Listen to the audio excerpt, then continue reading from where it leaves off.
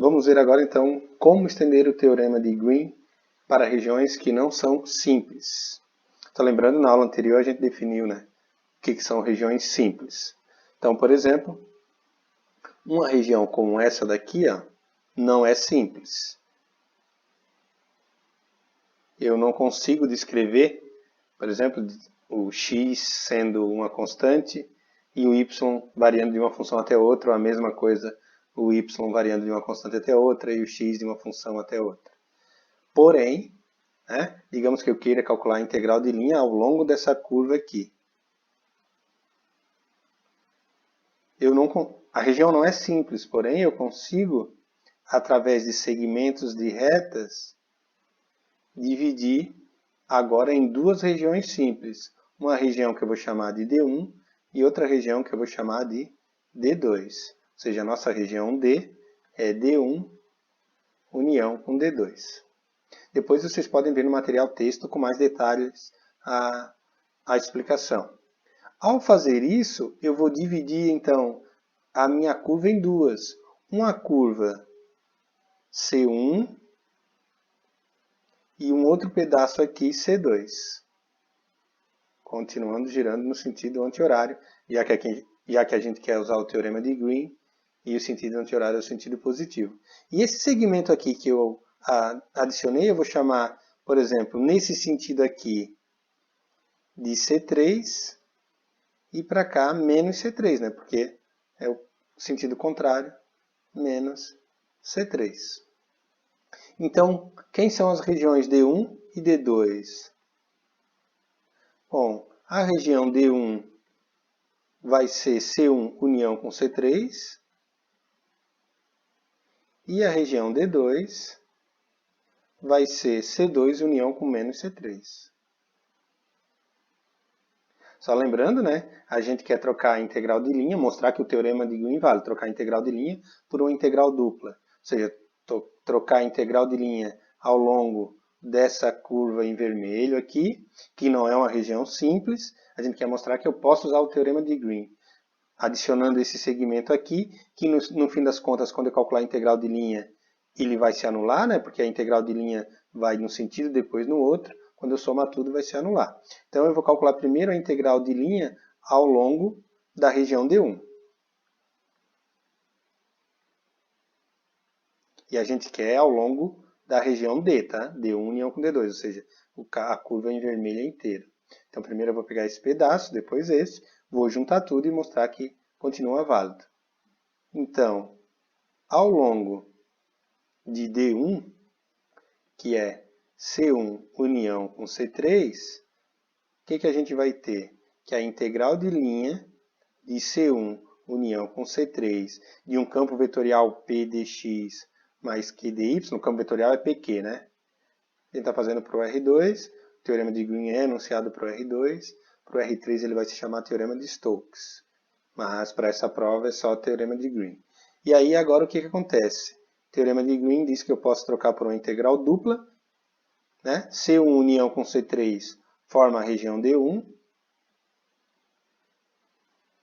da derivada de Q em relação a x, menos a derivada de P em relação a y.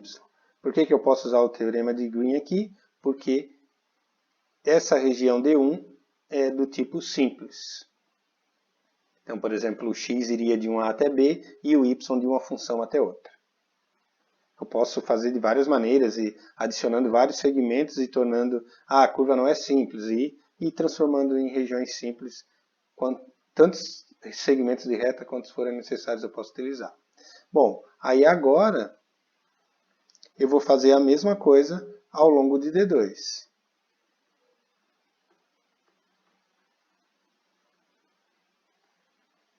D2 é C2 união com menos C3. Então, a integral de linha de C2 união, aqui entre parênteses, com menos C3, do mesmo campo vetorial, vai ser a integral, mas quem é a região C2 união com menos C3 forma D2. Então, ao longo da região D2, que é essa região aqui da direita, da derivada de Q em relação a x, menos a derivada de P em relação a y, dA. O que a gente quer mostrar? Que a integral de linha ao longo da curva em vermelho pode ser trocada pela integral dupla da região inteira, que C forma, né? Onde C é C1 união com C2.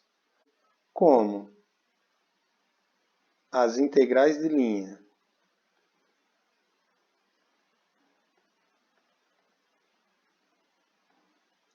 ao longo de C3 e menos C3 de C3 e menos C3 se cancelam,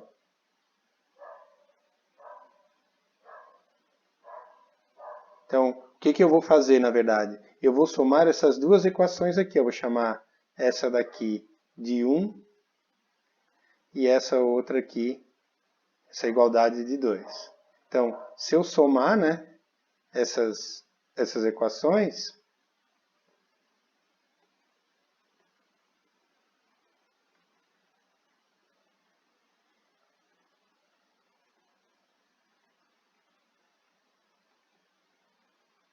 fazer o passo a passo. Então, se eu somar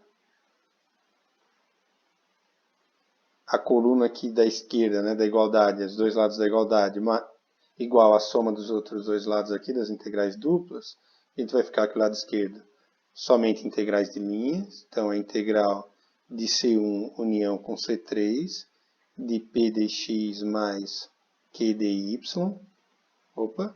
mais a integral, a segunda integral aqui, integral de linha de C2 união com menos C3, de P dx mais Q dy vai ser igual, então, uma integral dupla, onde C1 união com C3 formava D1, da derivada de Q em relação a x, menos a derivada de P em relação a y, vem do teorema de Green, né?